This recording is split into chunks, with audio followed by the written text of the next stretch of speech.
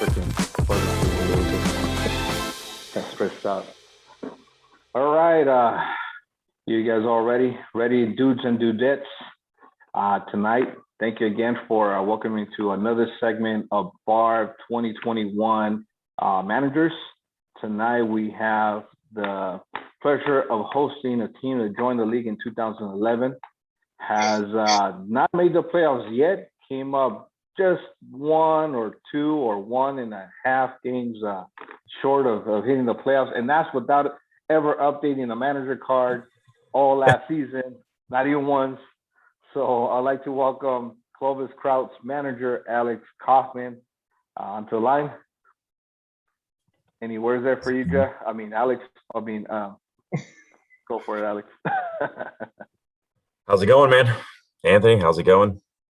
Doing good. How you doing? Not too bad. Let's get this thing rolling. Yes, sir. We got Mr. Anthony King here joining us to host the Commissioner's Corner with 2 questions. As you guys all know, I'm going to run through the questions that start the initial vote for our first video, remind Alex of his votes, and find out if anything has changed since the drafts, in both drafts. So with your permission, Alex, I'll run through that, and then you let me know where you stand, all right? Let's do it. Okay, so first question was, if not your team, who do you see winning the BARB 21 title? You were straight out saying it's Andrew, no matter what team he manages. Is that still the answer after the drafts, or has that changed at all? Yeah, it's kind of hard to go against Andrew for winning the league. He's won it. God, in his video, you saw all his championship titles behind him. So to root against the person over law of probability is kind of stupid. So we're gonna go with it. We're gonna stick with that answer with Andrew. Yeah, for sure. Fair enough. Number 2 was, which team will be the season's dark horse? Surprisingly, you voted for yourself. So a vote of confidence there. Coming across, is that still the same feeling, or now that the draft's taking place, has that changed? I'm actually more confident with my team than I was going into the draft. I know I took a lot of prospects, but the pieces that I put in place are really good. I shored up third base. None of my levers really got taken off, which I was really happy about because, they were a lot of money for everybody else, but with the discount that I got after they floated through was pretty awesome. So even though my oh my God, my salary is really close to the cap. We made it under, so I'm feeling pretty good about it. And then, of course, if I ever fill out the manager card and actually do anything with the league, I'd probably have a better record than I usually end up with. So, yeah, never filling out a manager card ever in the 10 years. So it's been, 2011. I have not once filled out a manager card the entire time I've been here. But this will be the year that changes. As soon as we're done here, I'm going to fill it out. So, by the way, I don't appreciate that steal you did in the 3rd round there, sir. Complicated things for me a little bit. I don't work well under pressure, being panicked like that. I don't know what the hell I ended up drafting. I think I ruined someone else's draft pick. Yeah, that's what scrambled together. Yeah, James and I were talking about the draft yesterday, and people were kind of shocked that I took Turner from you. But like I said, I needed a third baseman. He was cheap enough. He's good. Then it lets me play Donaldson at DH. So sorry.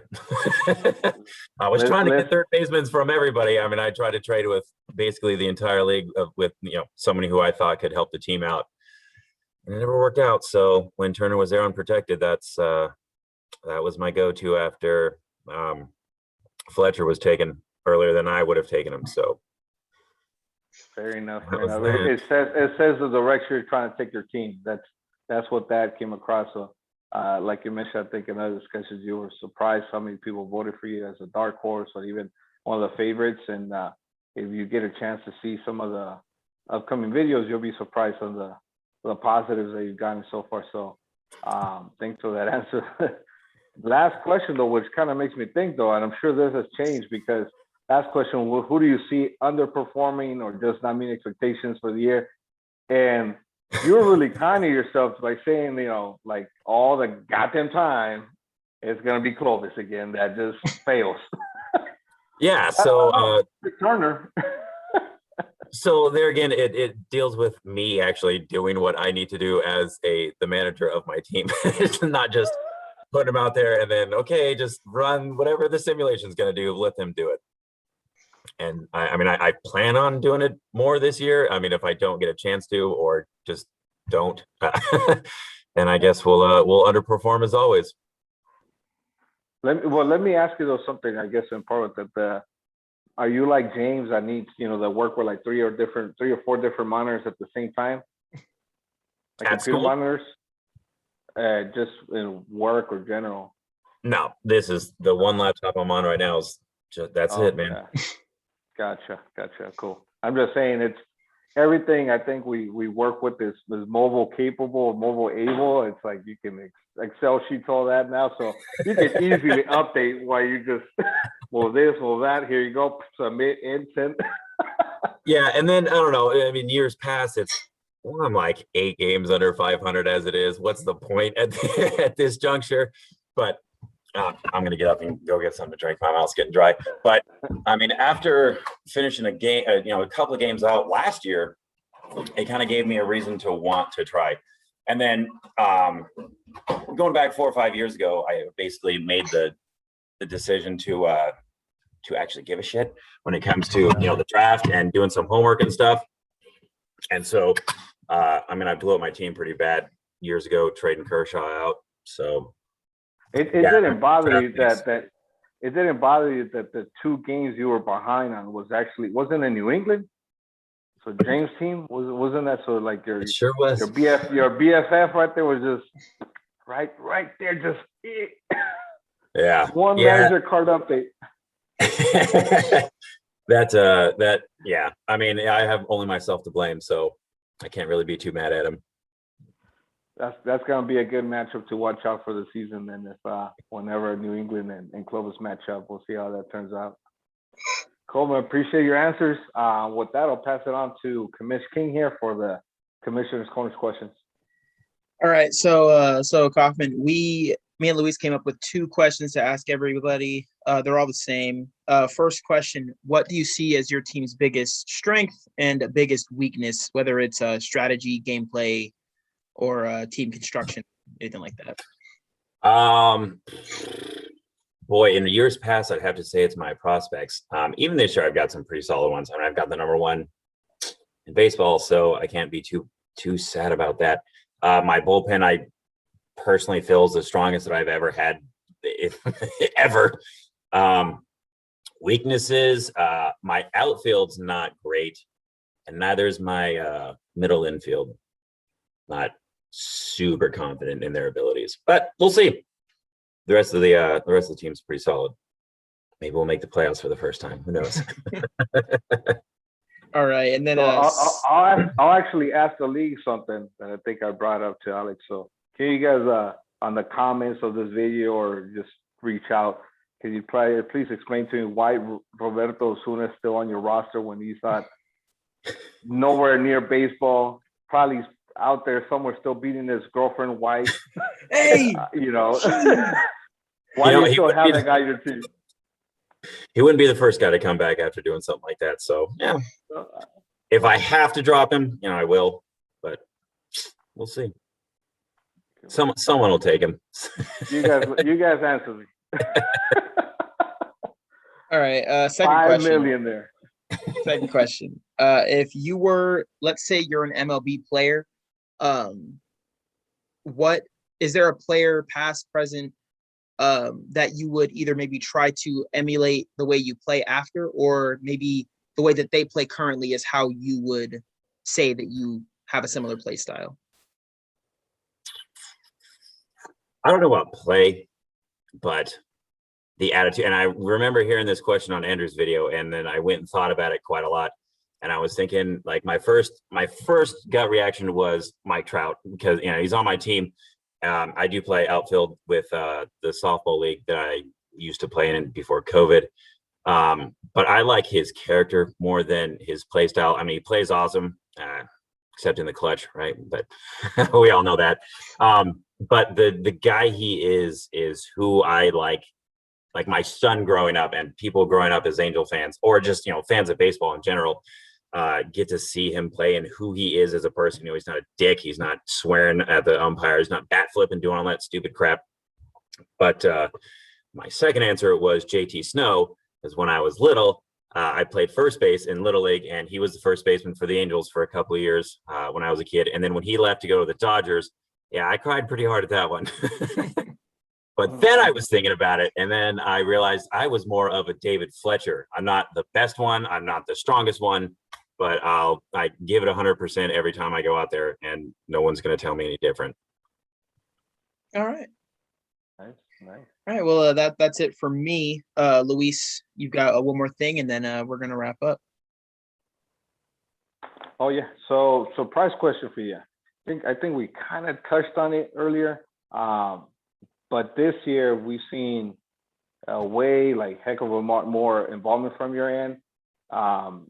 Why has that happened? And is it because of the 2 playoffs? I mean, 2 games that you were short of, hitting the playoffs there, or did James just rub it all in you, kind of No, he didn't really say anything, which is quite surprising considering how much shit we've talked to each other in the past about just about everything. Yeah, I mean, it really spans back to that year that I traded Kershaw for, the first, second, third round picks and started gathering prospects up. And now those prospects are getting older and are actually on teams. I know some of them I traded away for what I think is better pieces, but whatever. But my team has gradually gotten better and better and better. And now I'm at that point where all those years of just suck and attempting at the draft are starting to finally pay off. So this might be the one where we finally make it to the playoffs. So yeah, let's try a bit. Playoffs this year and World Series next year, right? Oh, that'd be nice. And World Series. Hey, you never know. You never know. Who was it? I think it was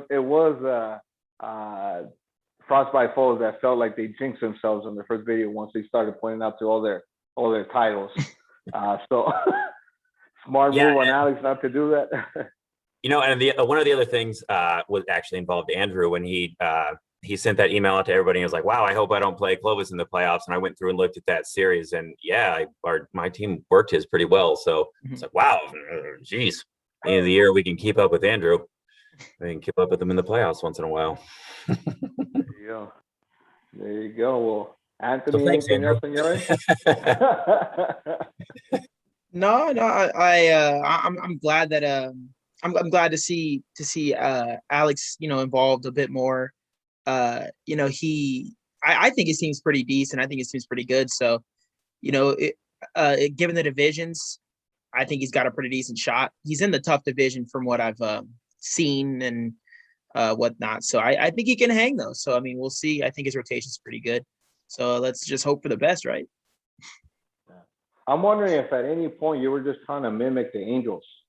Just that potential was there, but would always fall short, kind of thing. Was that the idea? Because now it's looking like some money's gonna free up next year with Albert coming out the salary, and so now you're like on your way up. Yeah, if you go back and look at some of my old rosters, it was a lot of Angels players on them, which did not work out ever. And I was like, "Why the heck? What is happening?" There were some good teams back in the day, but no, I tossed that strategy. But there's always the one Angels prospect. If I end up with an 8th round pick at the end, I gotta grab one. Fair enough. It's like hasn't worked out yet, but Latino players. These days. It'll pay off, man. Hopefully it does. Cool, guys. Well, again, Alex, appreciate your time. Appreciate you allowing us to steal a few minutes of your Sunday night. Absolutely. Best of luck in the season. Don't be afraid to reach out to Anthony or Chris for some advice on how to beat other teams. I'm sure they have a lot of insight we don't know about, which I'll hope to get out of these guys. Yeah. Just kidding, guys.